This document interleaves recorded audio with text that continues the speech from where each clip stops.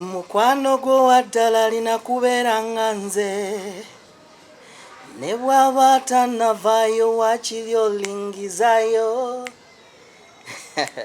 kale laavu bye nkola sibibala tuula kalira tuula kimanyi kifansalira tuula kalira noonya kaliba kuba litukululira tusanyuke tujaguze omutandaafu nnyo omubeezi tusanyuke ffenneera tujaguze. Alright. IBRAH Mukasage manya gange omulungi atulaba nojo sinzira okubanga otulaba nkulamusizaako nnyo. Oli ku WOLOKOSO external stress era nga tusinzira Kampala, Uganda. Olwo ntulyoka tubuna ensi yonna. Nakugamba nti awatuuka internet wetutuuka. Internet wekoma wetukoma. Awatali internet awatali masanyalaze tosobola kubanga otufuna.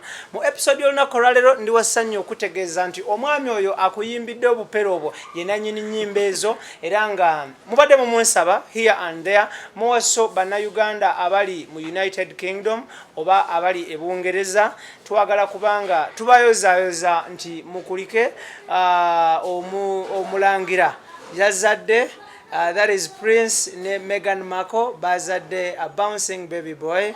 Congratulations, kongs.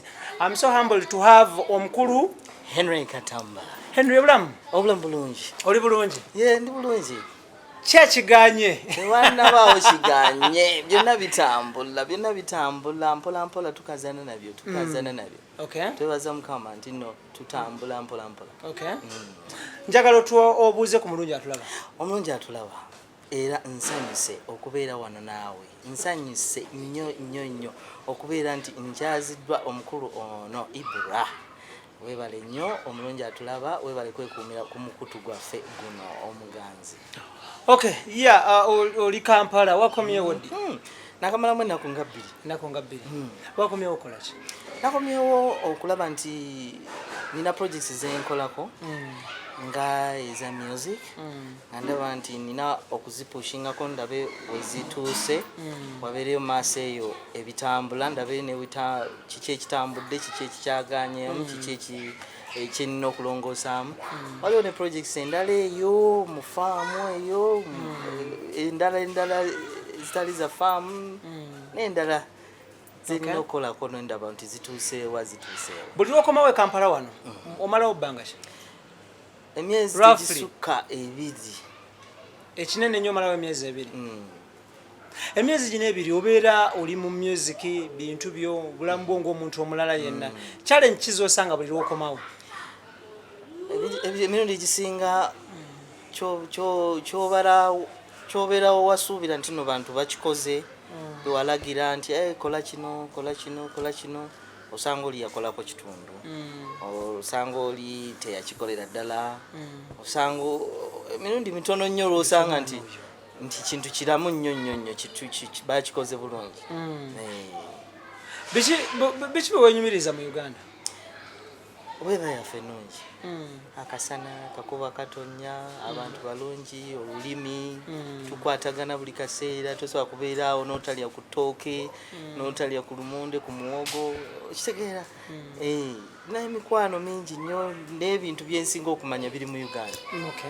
Okay, njala tutunulire Henry Katamba mu Uganda muno besides ebyo byokola music n'emirimu gyo emirala gyonna, do you go to clubs, night clubs? Ogendako mu bidongo? Nateranga ddadda nnyo naye sitera nnyo kugenda, sitera nnyo. Right. Kubanga kyembeera nnoonyaayo nyinza okuba nga kasampulira nti radio eno ekuba oluyimba lwange so siraba nnyo kiyinza kuntwala. How do you spend your free time ng'oli Kampala wano? Ntera okubeera ku farm, ntera okubeera ku waliwo site gyembeera nga nina emirimu gye ntambuza n'okukyalira ku b'eŋŋanda n'okunyumyamu n'abantu abansingako, wabeerawo abantu abansingako. Okay, tutunulire e Kampala wano briefly woba toli Kampala obeera oliwa wano nga ndi Uganda bwoba toli mu Uganda obeera mu nsi ki mbeera Bungereza Bungereza oli mutuuze we Bungereza Bungereza ndi mutuuze by birth by registration by marriage by naturalization kinyonyola omuntu kwegamba waliwo omuntu waffe gutulina nga akulaba nga takimanyi ogenda e Bungereza ne bagamba nti okay otuuse tukukkiriza obeere mu nseera ne bagamba naye tukukkiriza obeeremu indefinitely nti tewali komo lyakubeeramu kati awo step ebeddako oba olina okugamba oba olina okuapplyinga okubeera naturalized as a citizen kati awo ne bakukkiriza n'osaba nti nno njagala kubeera mutuuze awo ne bakuwa passport emyufu ng'omaze okujjuza forms ezo ez'o naturalization. Eno process etwala bbanga ki? Buli muntu emutwalira ebbanga emutwalira ebbanga eritali ggere. Buli muntu alina omukisa gwe, waliwo abaana abolweza, waliwo abaalusanga obusanzi ne balwekoonako, waliwo abatanaabira. Gwe yakutwalira bbanga ki? Nze yantwalira omanyi process ebeera mu steps nti bakukkiriza obeerewo ebbanga lyonna. Then ne bakukkiriza nti kati teekayo okusaba kwa naturalization nga wayiseewo emyaka 5. Naye okukkiriza nti beerawo ebbanga lyonna kyantwalirwa myezi 8. So olina akatabo ak'Ebungereza. Mukyo bino byonna tubibuuliza abantu abali eyo ababa batabimanyi. Mukyo bwe bukeera ku makya n'okola omusango gwetaagisa okutikkibwa oba ekikolwa ekitaagisa okutikkibwa bakutikka ne bakuza Uganda oba bakupenalizingira mu Bungereza. Kati buli lw'omala okufuuka nti ofuuse omutuuze ofunye akatabo ako aka passport akatambula kiba kitegeeza ofuuse weeri kati baba tebakyakuza Uganda okujjako nga ate ozze okomyewo Uganda n'osaba kye bayita dual citizenship. Kati abo basalawo ne bagamba nti tetumwetaaga eri ng'okoze omusango gwa naggomola. That is if you have a dual citizenship. Naggomola ate nga gwa naggomola. Kati awo bagamba nti tetukyayagala eyo kireri oba kiki ne bakusuze Uganda. Naye obeera nga tewasaba dual kiba kitegeeza tebalina gye bakutwala eri ewamu. Okay, njala tutunule Henry Katamba obufumbo bumazeemu bbanga ki?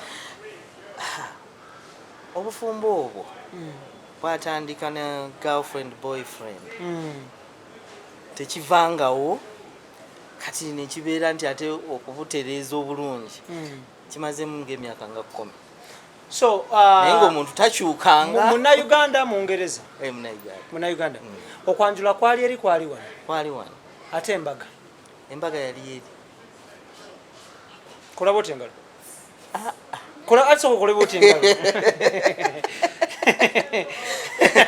Nkajjeeko. Netofaayo sina kyeneetaaga ogira bw'oti engalo. Oggyeko ki?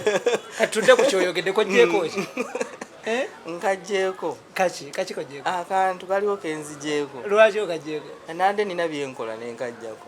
Kikkirizibwa omuntu okuggyako empeta? Kikkirizibwa. Mu circumstances ki woggyirako empeta? Olina byokola. Nga kikkirizibwa. Bagamba jjako ebyuma byonna by'olina. Kubeera ng'oyita ku bisaawo eyo ne bagamba jjamu ebyuma byonna by'olina n'ojjamu emisipi n'ojjako bino n'ojjako bino n'ojjako bino n'ojjako bino n'ojjako biki. Walala besides that?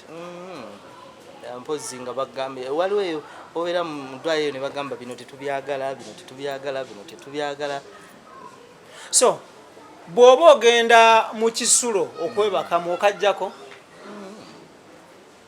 oyingira nako. Alright, tulina Henry Katamba, muyimbi, businessman, is a father, is an entrepreneur as well. Ali best mu Bungereza naye nga mwana Munnayuganda, muganda waffe Henry Katamba. Okay, njala tutunulire. Bungereza yono omaze mu bbanga ki? Emyaka gisuse 17. First born wa ine emyaka meka? Ali emyaka nga 16. Omuzalidde Bungereza? So Mungereza ajjudde. Kyetaagisa ki omuntu okuzaalira e Bungereza?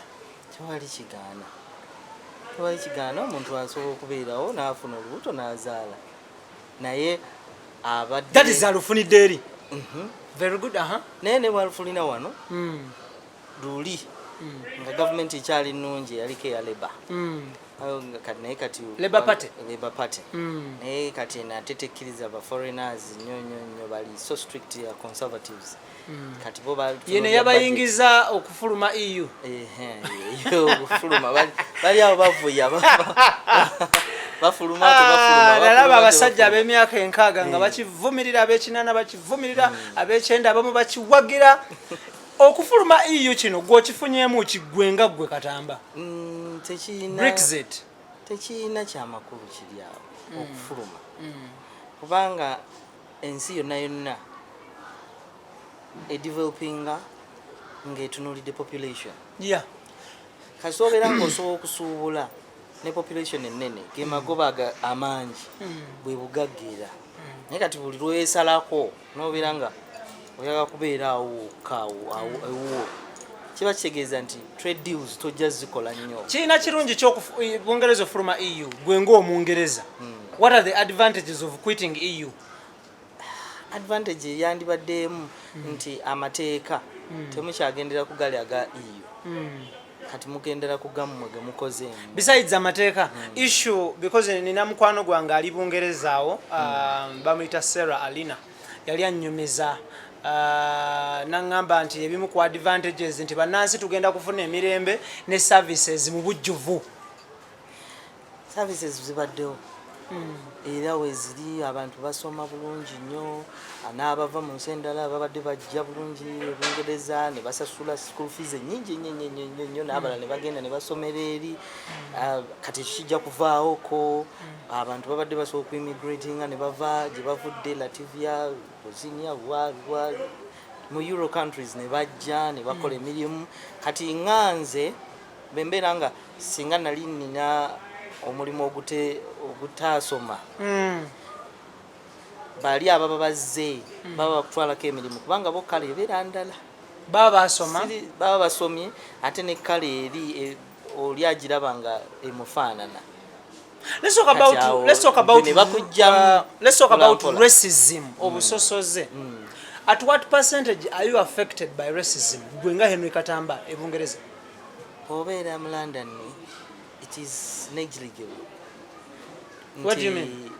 Si amaanyi nnyo. It is at least a percentage. Weri nainga. It's not a big. Wa weri nnyo racism. Obusosoze buli wa nnyo mu Bungereza. Ebeera eri emirimu waliwo emirimu egibeera protected emirimu nga gyaba beeru kati buli lwosukka n'oyingira mu management directorship oli manager oli oyambuse eyo mu consultants ayo tebatera kukkiriza nnyo baddugavu kubeera nti ne bw'oba ozaaliddwayo eyo olina wookoma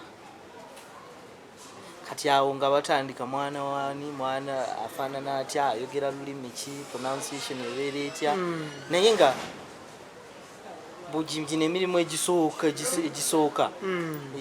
gyaffe kintu kitambula bulungi okay, tuwe scenarios batugamba waliwo wootuuka supermarkets malls n'ebintu ebigwa mu koiro ng'omuddugavu ne waaba ne credit card ng'ezitowete tagulaayo bintu bakubuuza ogifunye otya okola mulimu ki tugamba wabeerawo amaduuka nga sigeego agagulwamu abaddugavu kubanga buli obeera omuddugavu olina bracket gy'okomako eya earnings waliwo kubanga waliwo nga bwe twagambye nti tosobola kubeera director si kyangu nnyo okubeera director babaira abantu 100 mbeeramu 2 abasobola okubeera ba directors nga baddugavu ba consultants nga baddugavu babeera batono nnyo kiba kitegeeza nti mu dduuka liri ery'ebbeeyi tolina ssente zigenda kugula bintu biri eby'ebbeeyi kati bakutunuulira nnyo otunda njaga osuubula mundu ojjawa ssente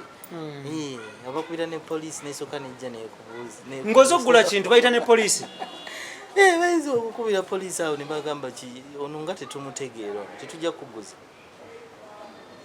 wazijjeewa okujjako ng'oli musambi wa mupiira musambi wa mupiira bo because abamanyikiddwa abamanyikiddwa bamanyi nti no bo balina sente zibafuna ezo zibayiikira obuyiikizi. Naye tutunulire oyogedde ku mupiira. Bungereza y'emu ku nsi ezisinga okubaamu clubs tusinga omanya ng'abaddugavu eno mu Africa. Excuse me. That is Arsenal, Manchester United, Man City, Liverpool, ne club endala nnyingi nnyo. Naye tumenya nnyo ezo zisinga okuwagirwa okuviira ddala ku basookerako. So owagira club ki? Nze ndi wa Chelsea. How often do you watch matches za Chelsea ku Stamford Bridge? Okwogera amazima. Amazima amatuufu. Ndowooza nakalabayo omupiira nga guno. Ogwa Chelsea. Ng'ekyadde ng'ekyaziza ku Stamford Bridge. Ng'eri ku Stamford Bridge. Naye obuzibu buli nti esente nnyingi. Esente nnyingi. Omupiira gumu guyinza okuba nga gusibira mu paundi 3 okubisaamu wano. Zize bisatu times 5,000 million emu n'ekitundu. Kale katugambe nti no million emu. 1 million to watch 90 minutes. Ate ng'otudde eri awasembayo eri. Oba otudde awalungi bw'oyagala. Kubanga tiketi endala ogifuna ku 2. Ng'olaba omupiira gumu 2 times 5 million emu. So weekuula akakaddeko n'ezigwamu n'olaba omupiira. Just kugamba nti waire nze nasemba. How was your experience? Iteza bakalaba Chelsea omulundi gumu. How was your experience watching Chelsea live? It's a very nice experience. Osanyuka no iberanga outing one day out no gamba ye at least nange nzize endaba ku mupiira n'olaba atmosphere abantu mitwalo no sanyuka no wagira ku team. Okay, tutunulire gwe ngabadde Bungereza. Ebbanga liwerako. Which is the most supported activity or sport or game in UK? Gujja kuba mupiira. Mupiira gwe gusinga okulaba. Mupiira gwe gusinga okulaba. Bagulaba mu kisaawe ku TV. Ku TV ba subscribing abantu ne bagulaba. Okay. All right, tulina Henry Katamba sharing anafu obulamu bwe Uganda ne Bungereza. Anakunyonyedde musajja muyimbi ate businessman. Tunyumyamukko naye. Goyinza obeereyo no commentinga. Ojja kuleeta ka comment ko gambe. Ekyo tebakibuuza kiri obvious to you. Not to the rest of the world. It is obvious to only you. But there are other people who don't know it. So don't assume the public knows everything you know. So that's why tubeera nabo ne tuwaya muko. Njala tutunulire. What does it take to purchase a ticket y'okulaba omupiira? No, ogenda ku online. N'ogenda ku club gy'owagira. Then n'ogula ticket okuvaawo. N'okozesa credit card. So kyangu nnyo. Sibe febe ne sports club vira Arsenal bikikuzizimba line nakivubo bakunyage n'okkunyaga. Ate tegulira ku mulyango. So wano kubeera ku simu yo n'ogenda ku credit card yo n'osasulira ku simu oba n'ogenda ku online n'osasula. Henry Katamba, Bungereza eno okola mulimu ki? Eyo mbeereyo mu ddwaliro. Oli musawo? Mbeereyo mu ddwaliro. Oli musawo ku ddaala ki? Erisooka. Lye bayita batya? Abeera SHO. SHO. Kiggwayo kitya? Abeera musawo asooka. Okuba empiso? Otabula makerenda? N'ogamba muntu nti bamuwegala ne bwegati by times 2 oba times 3. Examininga. Okola cross examination. That is very good. Obusawo buno wabusomera Kampala wabusomera Bungereza? Nasomera eyo. Wabusomera Bungereza? Wasoma bbanga ki obusawo buno? Beera myaka 6 ng'osoma obusawo buzoogerwako. That is so interesting. How was the experience ng'osoma obusawo buno? Kimenyera ddala. Kimenyera ddala kubanga nalina family. Alina girabirira. Ate ng'olina ogenda n'osoma. Njala tutunulire gye wali osomera institution gye wali osomeramu oba university whatever mwalimu abaddugavu bameka? Baali bangi kusinga Banigeria. So institute Abanigeria basingamu obungi. So ani ali akusasulira fees? Wali ku government wali ku private? babe good government ekuwa ekuwa that is a loan scheme nosasula mpola ngomazi. All right, Henry Katamba atunyonyola musajja is a qualified medical doctor. Ali best mu Bungereza mu Uganda naye mu Bungereza at the same time. Okola dinadi omulimu guno gw'obusawo. Nkola ebbanga lyonna terinaako kati oli Kampala wasabye off. Kikutwala ekyo okufuna off? Ogiplanning. Omanya nti njagenda e Kampala mwezi guno n'ogiplanninga n'ogisaba ne bagikuwa n'omanya nti njagenda mwezi guno kati era mmanyi nti nzira mu December era mmanyi nti nonye nzira mu Gwokutaano ogujja kati obeera omanyi kubanga obeera wakiplanninga. Okay, njala tutunulire, what is your best moment mu busawo mu mulimu gugokola?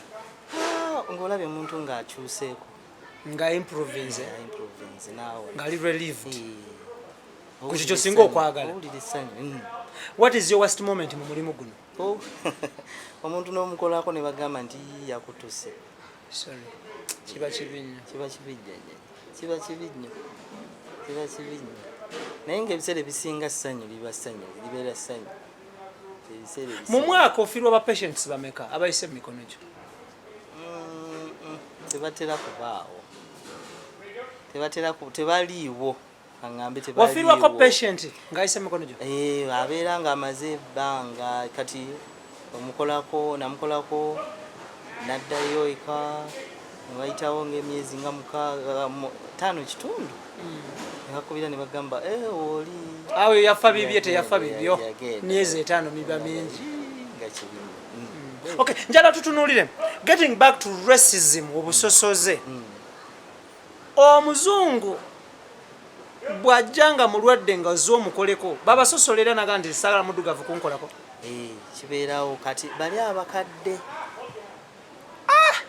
kati abakadde bo bakiina nti omuddugavu abeera nedda omuddugavu wa wansi omuddugavu alingo bankima kwega bali abasooka balinawo obusosoze nga buli bw'amaanyi nnyo. Kati wajja bambi aba akyalina kiri mu memory naye ng'ate life has moved on. Abantu tuintegratinze nnyo tutambudde tulina engeri gye tumikisinze kati aba akyalina kiri. Okay, nagamba ntonkwatako. Njala tutunulire, have you ever been victimized of racism? Naye ngambe tososolwangako? Kibeerayo emabega eyo. You personally wali ososoddwako? In what scenario? Nagamba nti you black nigga nga muyisinganya nagamba omwanukuza ki? Thank you, it's a pleasure. Oba omwanukuza kafu mu lubuto omwanukuza ki? Because you're human, I know. Onyiiga osanyuka, you have blood. Just omugamba thank you kuba nti kiina kye kigenda kiri linnya lyabakuyise nigga ate ndi muddugavu kati rabo mpita gwego kiina eri. Do you have blacks who fight back nga babavumye? Babeerayo naye abo banywedde enjageera kiggwa kitya nga mubye mu kafu awo kiggwa kitya? Because lwaki tubuuza ebibuuzo bino? babirwaniramu. Lwaki tubuuza ebibuuzo bino? Ffe mu Africa tulina kye bayita jangolo, ogimanyi? Animal law wekitandikidde wekiggweera. Kooti zino zijja luvannyuma nnyo. Kooti Abafirika bazikozesa nnyo mu byamataka misango mirala nnyo naye kino nkubye nkukubirawo. So do blacks fight back the whites nga applying racism? Mu institutions ziyambako kubanga balina policies za diversity to be aware of diversity issues. Policies nga mwezirimu institutions like NHS kyebakubuulirirawo nti gwe bagenda kuyita enkima be aware. Kati wabeerawo procedures ez'ocomplaininga. Do you get fair judgment nga olopye omuzungu nti ansosodde ampisa enkima? Kugamba si sandigambe nti kibeerawo nnyo naye nga kwegamba bagezaako bawa abantu basomesa kubanga n'agenda okusalawo ate era wakala ndala. Okay, yes, omulungi atulaba gyotwala omusango manya nti gwogutwalira era wakala ndala kati awo njala tutunuze mu Bungereza eno before kyebiridde eddire nga ffe unagamba nti bwogwa mu kitundu bwekine bwekiti essimu tokomawo nayo, bwogenda mu kifo bwekine bwekiti side mirror ku motoka tokomawo nazo, bw'obeera mu jaamu ku Kampala Road saawa bweziti essimu tosigaze saawa. Before kyebungereza nga birina scenario embeera bweti ebifo ebisinga byabaddugavu abo abafunye obuzibu ku masomero batasoma oba ne bavaamu mu masomero ne babagoba ne babeera nga tebalina mirimu gya kukola kati n'abeera nga ajja kunyakula akasimu afune survival agenda akatunde oba ajja kunyakula kyanyakudde mu supermarket. So abantu ayingira ne banyakula n'amasimu e Bungereza si nnyo naye nga banyakula n'agenda n'anyakula laptop naye mu dduuka eritunda ayingira mu dduuka smartly n'aginyakulamu n'afuluma emisinde kiggwa kitya era poliisi gye bayita oba security bwagezaako tomanya ayinza omufumita ekiso kubanga ebiso bingi abaana balina ebiso ate abaddugavu betta abato balina entalo zaabwe ezo simanyi postcode wars ezo tojja wange tontambaala lwaki ozze waffe kiki abato myaka 17-20 era bosinga okulaba abaddugavu abasinga okufa era mu bifo bino ebiri deprived bebasinga okufa ebiso baddugavu. Tulina bannabyabufuzi baffe wano mu Uganda ne Africa okutwaliza wamu batulaga nti ffe tuli bubi all throughout mu bitundu eyo mu Bungereza olinayo ebifo nga bali bubi tebalina na mwasirizi tekiriyo okubeera nti tebalina mwasirizi omuntu eri system bagikola nti waliwo akakungunta we kakutuusa ate nekubaka n'otagwa wansi kiba kitegeeza nti omuntu okubeera nti tosobola kizibu nnyo okutuuka ku ddaala ery'okubeera nti tolina wakusula tolina kyakulya kizibu nnyo okutuukawo awo naye nga abantu babeerawo n'abeera nga talina kyakulya naye nga system gwoba togiwadde byetaagisa nti tolina kikwogerako tolina oba passport oba tolina mpapula zikwogerako olwo system ekusuula n'ogwa oba tosobola kufunawo naye bwobanga olina ekikwogerako nti yegwe Katamba wholesomely without mentioning names bannayuganda abali e Bungereza basinga kola mirimu ki? Emirimu egisinze obungi bayambako ku mirimu gino egyawaka emirimu egyawaka housekeeping n'okulabirira abantu abalala gyemirimu egisinga naye abalala bazzeeyo ne basoma bazzeeyo ne basoma bangi nnyo kubanga ensi ekkuba noddayo n'osoma ate bw'osoma kibeera kirungi nnyo era bangi nnyo boolaba. Tuwulira language ekozesebwa nti oyo anaaza bakadde. Do these things really happen omuntu nga anaaza bakadde? Kyandibadde nti no oyo alabirira because tukiwulira nnyo ne weebuuza how does it happen, how does it come? Kati system eri nti olaba bobeera ne jjajjaawo ewaka jjajjaawo ewaka togenda n'omunaaza naye jjajjaawo omulabirira afuna ekyokulya n'ogenda n'omugulira kyayagala ku dduuka n'ogenda n'omugulirayo oba akagoye n'ogenda waba yayetaaga sente n'ogenda n'ozimukimira wolina zimukimira ku kulabirira omuntu kati kiri kye boogera tekiriyo kintu kiri kulabirira caring for someone. How do you often visit internet when you're in UK? Obeera ddi ku internet? Mbeerako nno nga ndaba WOLOKOSO. Thank you so much. lwaki abantu eno batulowoozesa batugamba nti mulina obudde bungi obeera ku internet n'okwogera ebitakwatagana n'ebitasaana kiva ku ki? Ndowooza kiri psychological.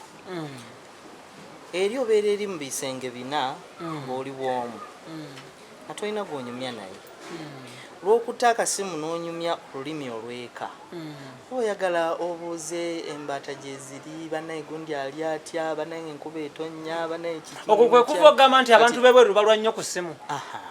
tulwa nnyo ku ssimu nti eri twogera luzungu kati bwe nfuna omukisa ne njogera ne IBRAH olulimi lw'eka eyo bandaba ku ki kati mbeera nga alina omuntu w'eka olwo tuli tunyumya kwe kulwa ku ssimu okwo ate essimu eyo in fact ekostinga sente nyingi nnyo kubanga kakadi okagula akakamalako koguze kogenda okukubisa kagula $7,000 ejja wano ejja Uganda kati nze okwata $7,000 nekubira mba nkivaluinga nnyo. $7,000 gino gimala how long? How many minutes? How many hours? Nze okwogera nawe eddakiika nga 3 kyokka bwesikamalaako era gigenda so kwe kulwana okamaleko twandibwadde kulwana oba mba njagala tunyumye tugende maaso. Katamba bw'obeera Bungereza eyo olina abantu baweereza ku bintu wano ng'engoye perfume ngatto biki lwaki muweereza abantu engatto ezitabatuuka n'engoye? Anti si buli muntu nti omanya sayizi ye ate sayizi ye Bungereza 7 si ye 7 ye Uganda. Case in point omuntu abeera Bungereza najja kuweereza ogugatto nga gugendamu omutwe gwo. And you ask, what's wrong? Then obeera wano e Kampala olina akuweereza empale nga mugigendamu bana. Nogamba naye Katamba ono ndi Muganda wammanyi bwe nenkana. N'agenda akuweereza ogusaati nga gunene n'ogamba yiye. So problem eva kuba nti size zeri zidifaaringa. Okubuuza nti no oyambala size nti 2 n'ongamba nti 2 kati bwe mba situnudde bulungi nnyo eri bw'oba ogula esaati ebeerako sizes 3 waliwo eza Euro waliwo eza Britain waliwo eza Ireland waliwo eza UK kati oba 4 kantu kabeere actually ne ku ngatto zibaako ne bagamba nti UK 34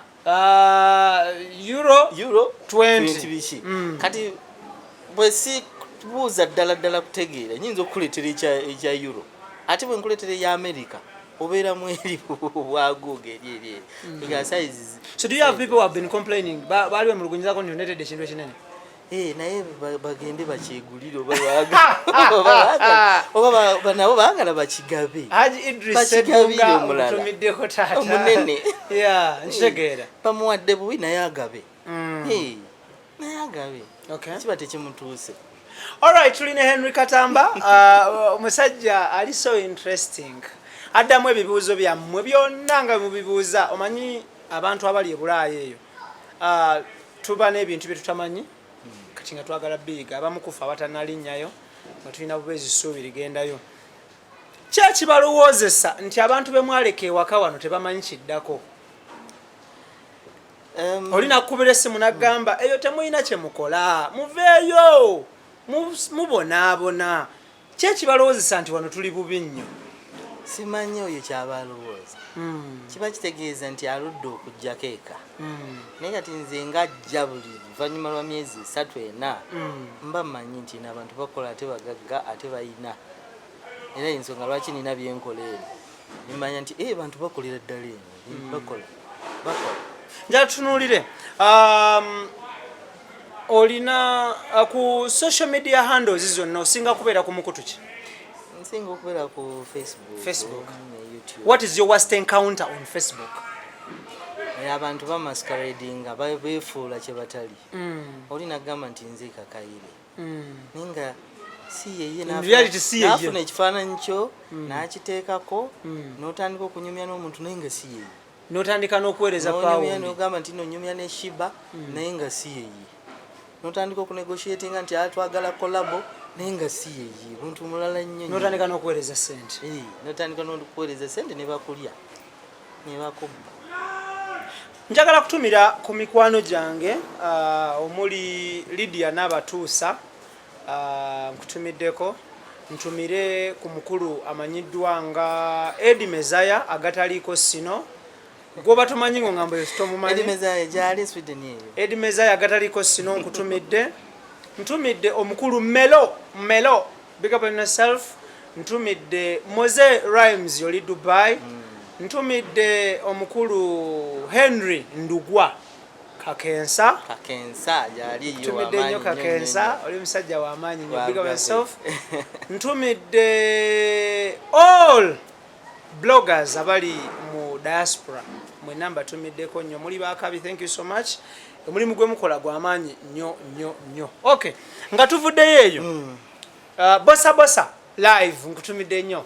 Salute bossa wabale kubanga okiwanika wano ne wali nga tuvuddeyo tutunulire music. Recordingira wa Uganda Bungereza? Recordingira wa bifo bingi naye okusinga Uganda okusinga mu America ne Germany. Se Bungereza to recordingira yo?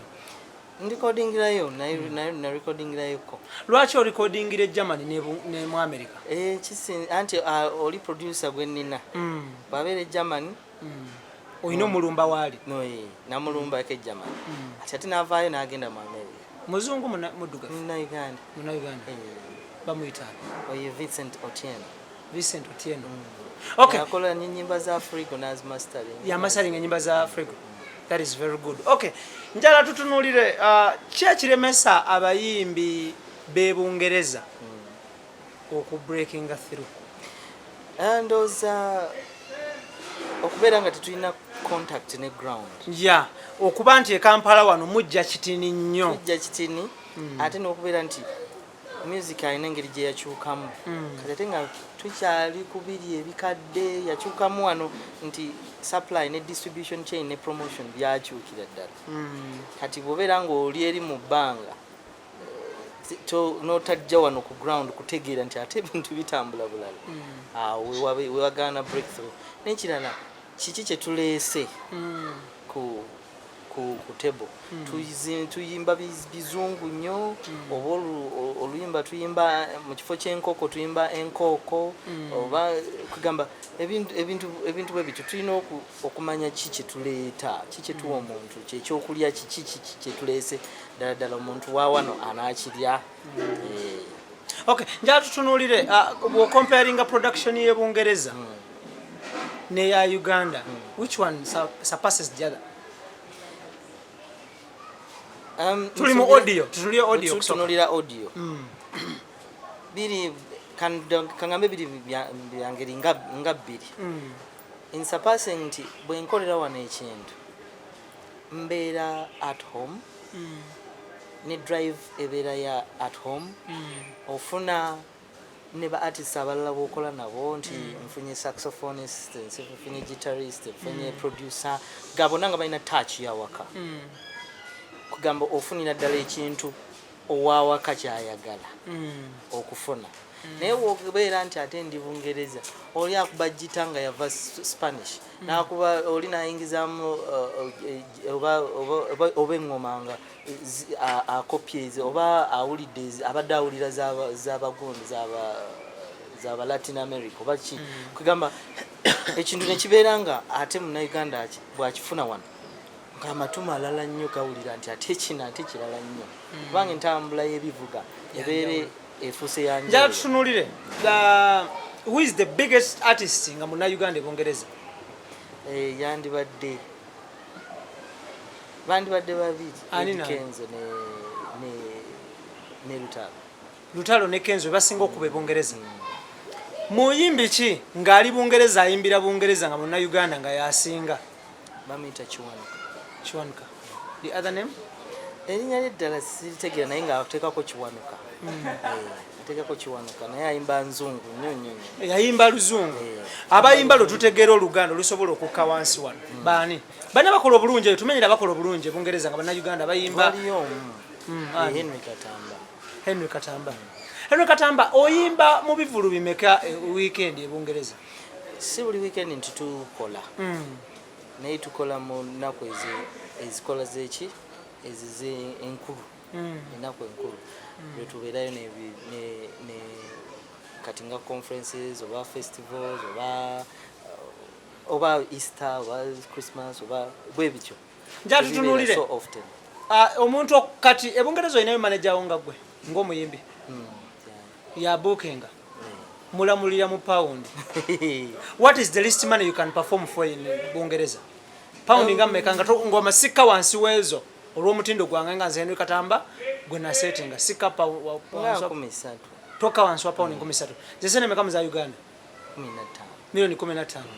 That is very good. Twine Henry Katamba muyimbi muna Uganda ali bungereza at the same time akola ebintu birala bingi nnyo okusobola okubanga making ends meet. Nja kutumira ku Jose Jobs Link. Big up on yourself. Uli promoter uli bungereza wamanyi nnyo Jobs Link. Promoter wamanyi nnyo mulungi. That is very good. Naye atera okufunamu obuzibuzibu naye like any other person. Like any other person. Like any other person. Atumusabire bitebe. Richmond promoter naye wa. Nawe nkutumiddeko oli bungerezaawo. Who any other promoter? Eriyo mulala? Je bali abalala. Okay. Henry Katamba bana Uganda bano bwe muyimbe bungereza okoze ne bameka okoze ne bani ne bani collaboration. Sinabo. Lwaki? Tetunaba kukwatagana.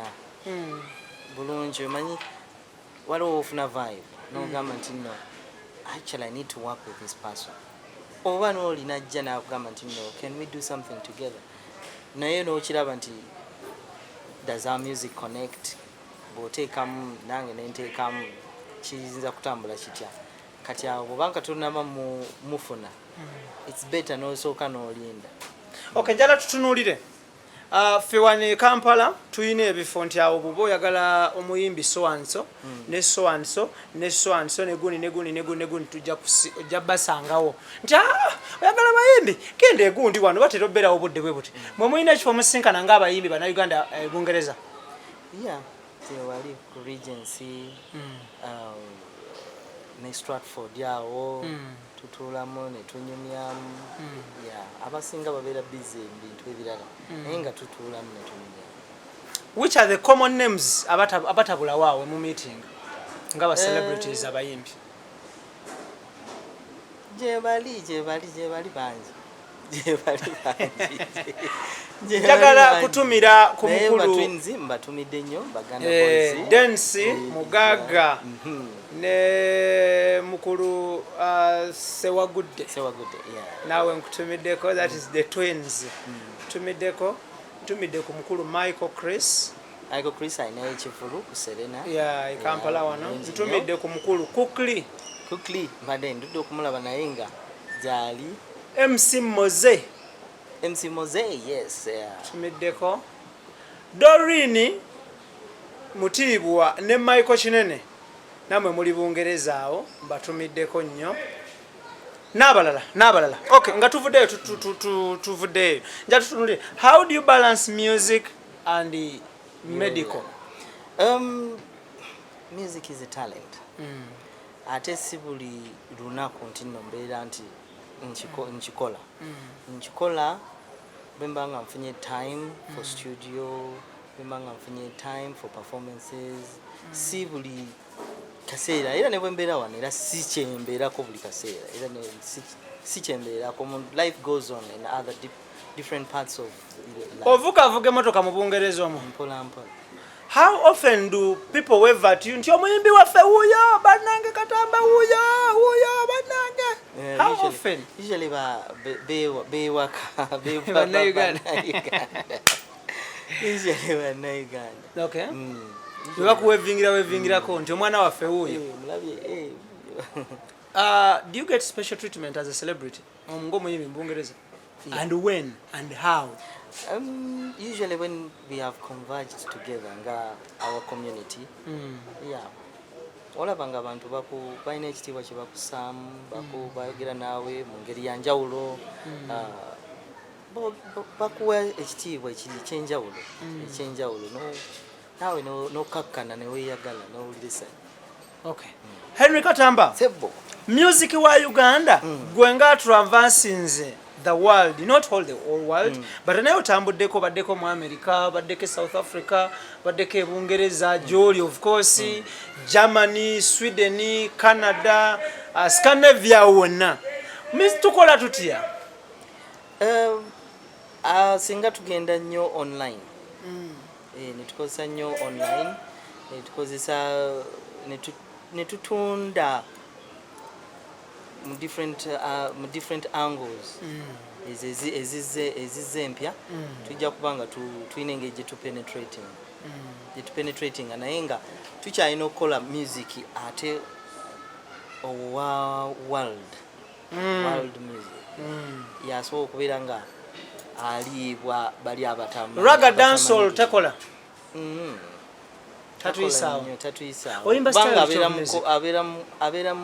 abeeramu kiri kye tuborrowings okuva mu nsi oyimba music usually ndi mu zouk akola atya eyo zouk takola nnyo kyamaanyi nnyo kubanga tulina gye twamujja ate balina kye batusinga kinene bannannyiniyo.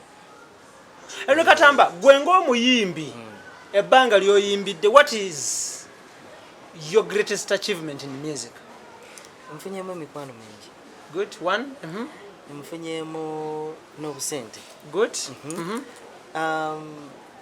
N'okubeera nga nsobola okutambula ebifo bingi nnyo ntambudde ebifo bingi awo wendi awo. Nja tutunuulire project gye wayimbira Ssaabasajja Kabaka Ronald Muwenda Mutebi owokubiri. How did that project come? Project eyo yatandika ndi waka. Briefly explain the project actually abantu basooke bagimanye kitwogerako. Kati ndi waka mpulira omutanda agenda kufuna omubeezi. There is an excitement. Kati nga tewali kiriwo bane bagenda okuyimbira kati nalinga ngenda emmenga awo. Bagamba nti lwaki tetufunayo ennyimba. Awo neŋŋamba nze ndi muyimbi. Ntandika nga ngenda nga mpandiika. Nga nyingira studio gye bayita Bava Studios. Naye nasooka kubeera eri kwa Frigo nga nkola arrangement nkola gondi nali kibuli awo. Ewa Moses Matovu. Kati nenyingira studios nensangayo mwami bamuyita David Mukalazi. Ne batte balina engeri gye basunsula ennyimba luno ne balusuula eri luno ne balusuula oba mu busero oba bwe bityo. Kakati mukulu Mukalazi oyo ne tukola ebintu ne binyuma time yabyo byanyuma bulungi. So project yali nnungi ne bagirecevinga nenyimba ku mbaga nenyimba ku kasiki. Was it the official song ya wedding ya Kabaka? Yeah. It was the official song. Lwajirako biki? Lwajirako ente nnume enkazi. Ente yali nkazi. Ani yagikuba? Bagimpeeyo aba family. Abalangira? Eri eya family y'omukyala. Mama waffe gyava n'abagereka. Nti okubya oluyimba ente yiyo. Eri wayo kati. Ente yazaala naye eri eyo mu kyalo. That is very good. Njala tutunuulire composition y'oluyimba luno. Let's have a cappella. Soko tuwa oluyimba olwo. Luddemu one more time. Tusanyuke tujaguze omutanda afunye omubeezi tusanyuke ffenera tujaguze. Ani yawandiika oluyimba olwo? Olwo bamuyita Henry Katamba. Walwewandiikira n'oluyimba. Wakola n'aba producer ki? Bamuyita David Mukalazi. Okay. Yali mu studio ya Hope Mukasa. By that time yalinga akola ne Steve Jim. How did it take kyatwala bbanga kyokola oluyimba luno? Okuwandiika kikyo kyangu.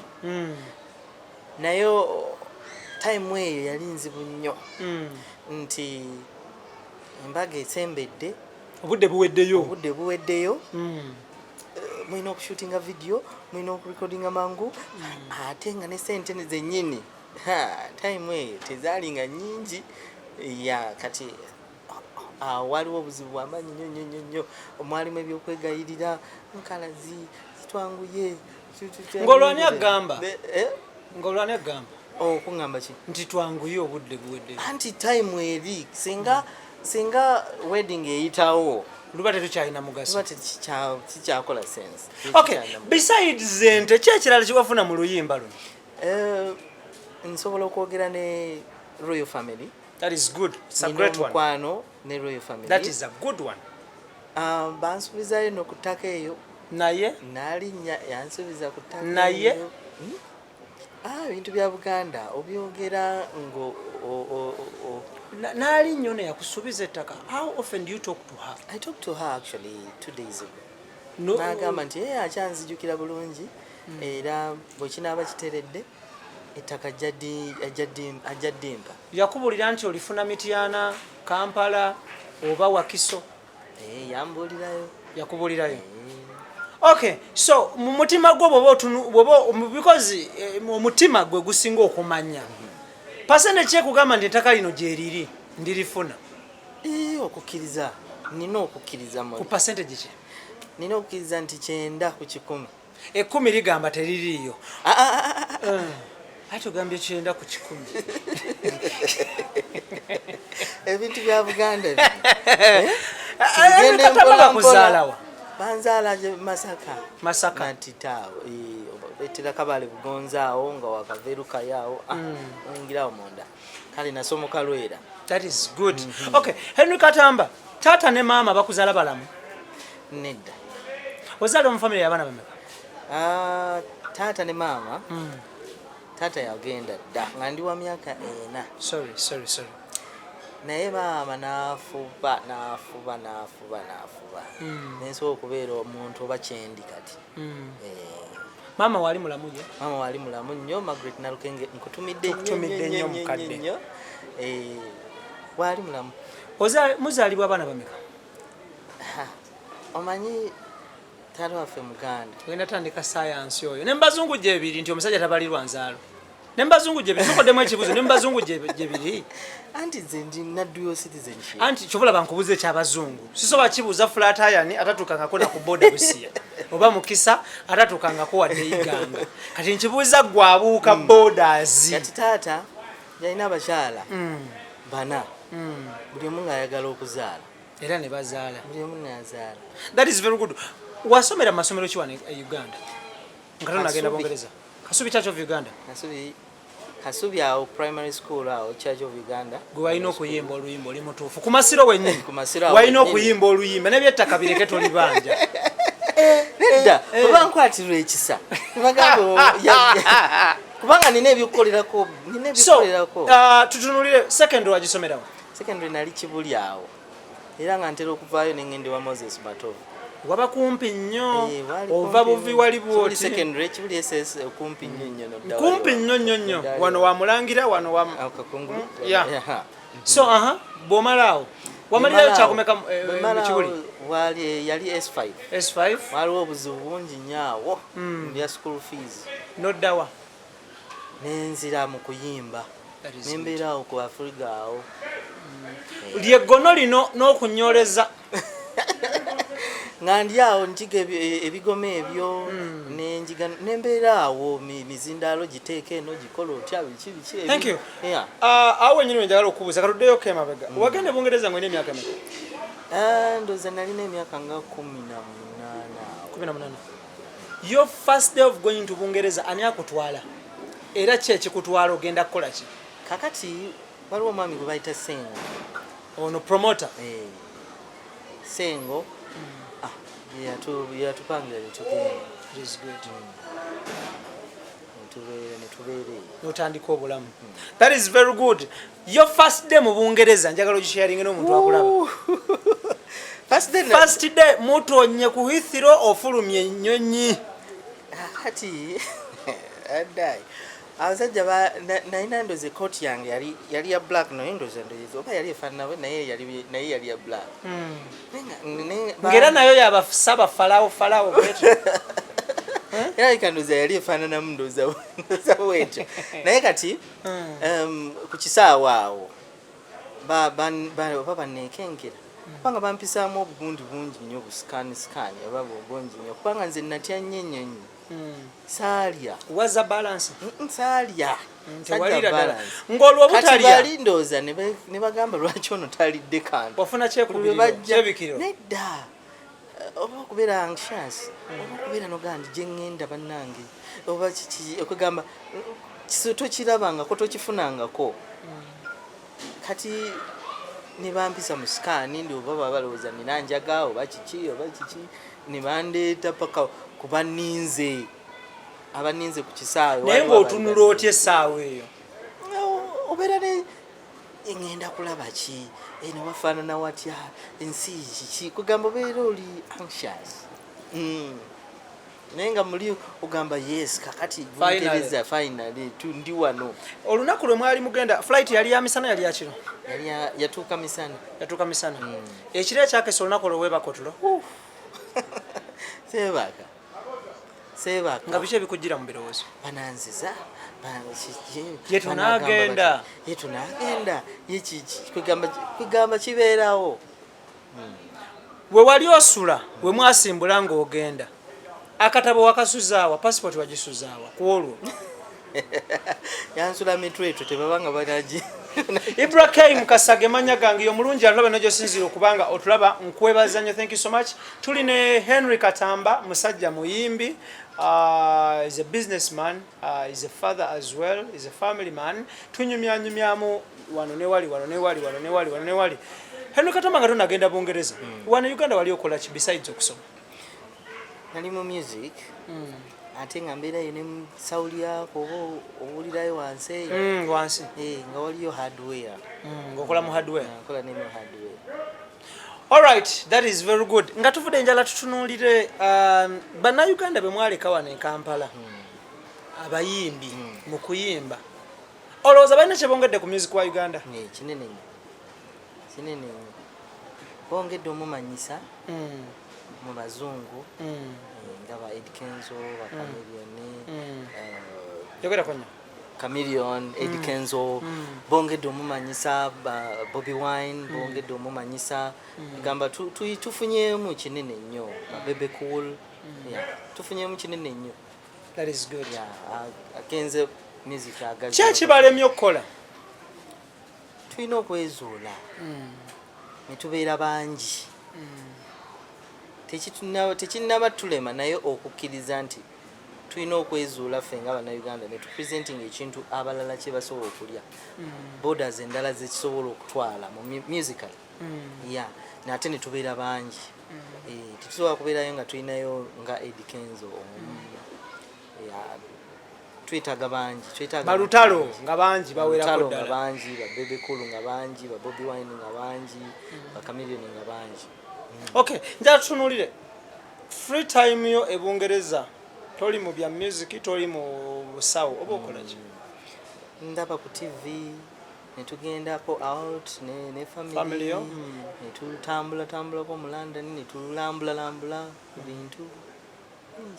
Omuntu yenna akola omulimu mmwe nga abali e Bulaaya waliwo embeera eyinza okutamya okuyimba wane Kampala mbeera ki? Kasokola omuziki ne gutatambula bulungi nnyo ne gutabuna mu bantu owulira ng'oggwamu amaanyi ate okola omuziki ne gubeera nga teguyingidde mu bantu ogamba kiki ekibulamu ate oluusi ne promotion engeri gy'otambuza omuziki okwo kuva wano TV eno oba radio eno oba online system ki gy'okozeseza kasaba nga tetuuse oba n'abantu b'okolagana nabo nga tebasobodde kukola kiki obadde obasuubiramu oba nga bakoze ekitundu oba nga tebakoledde ddala owulira nga bikutama n'owulira nga bikutama kyokka ate ng'olina okwagala mulimu abafere mu music bangi oba kabinza otya okusobola okulaba nga oggusa ensonga nga tebakuteteeganyiza? Tebasobola kuteteeganya naye ofuna bo-trustinga n'ogamba kantambule n'abo ate bali n'ofuna engeri gy'obasalako mpola. Njala tutunulire wakozeyo lonki wadde n'emu? Nze sinaba. Ki ekigaanyi?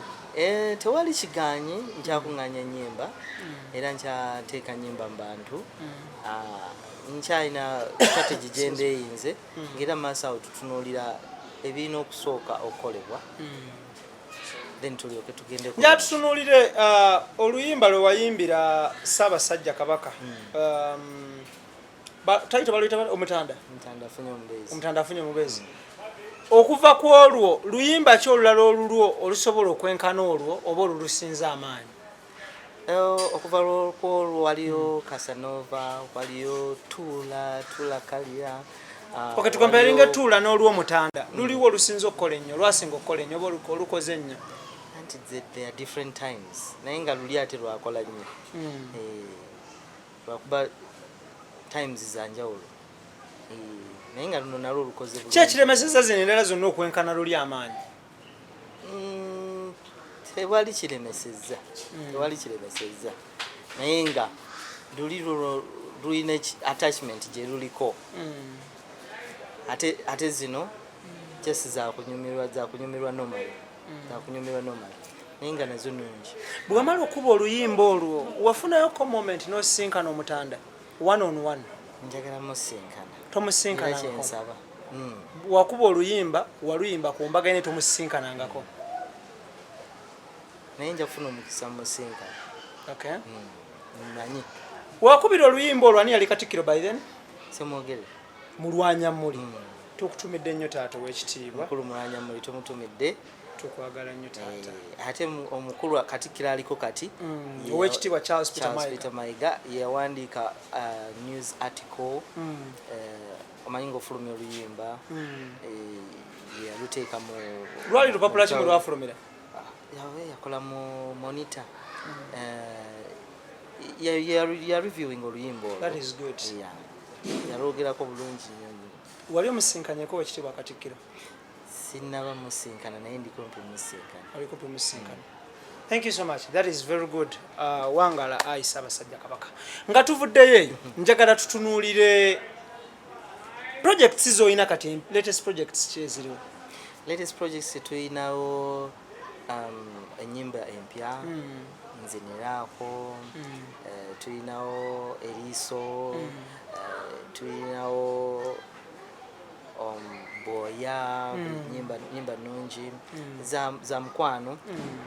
That is musically kale ate tugenda kukola video shoots nga bbiri kale awo nakyo kitambula. Waliwo ne projects endala outside music ezitambula. Okay. That is very good. Thank you so much. Abantu ba setting up studios. Oyina studio? Nze siyina studio of my own at the moment. Naye nga ebyuma byazze just byetaaga ku wiring and setting up. Naye nga nkyazimba kifo. Byazzeewa wane e Kampala? Yeah. That is good. Naye nga nkyazimba ekifo kibeere kyange awagenda okubeera studio. Okay, that is Henry Katamba for you. Njagala kubanga nkusibula naye nga sina kusibula.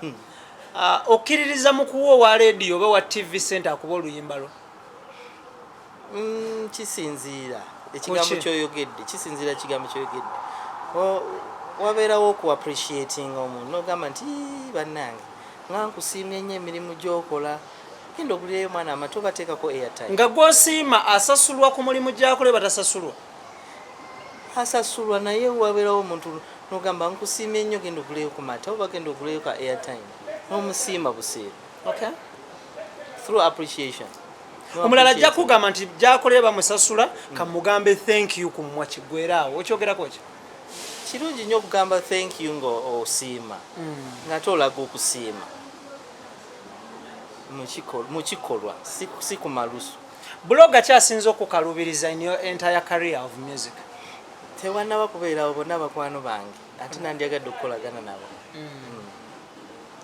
What do you talk about art and politics of late? Kirungi nnyo nti art alina engeri gy'ayingiza abantu mu politics. Kati abantu batandise okumanya nti abadongo basoma. Abadongo bamanyi okwefuga n'okufuga. Kati ekintu ekyo kirungi nnyo nti ati atuguliddewo avenue endala. Abantu abalala gye bamanyanga nti Museveni ye musomesa asobola okubeera president. Kitegeeza n'omuyimbi asobola okubeera MP, asobola okubeera running for mayorship, asobola running for any higher office. Kugamba ne lawyer asobola okubeera lawyer na running for MP. Then a musician also naye asobola running for any other political office. So eno gondi ekiriwo kati nti abayimbi ba artists babaagadde nnyo bakatolubwama babirye ba Bobby Wine babaagadde nnyo ne bacrossinga ne bagenda wali, which is normal and it is okay. Kirungi nnyo. All right, that is Henry Katamba for you. Obako obusembayo obako obusembayo mwebale nnyo abatuuliriza era webale kunkyaza. Thank you so much.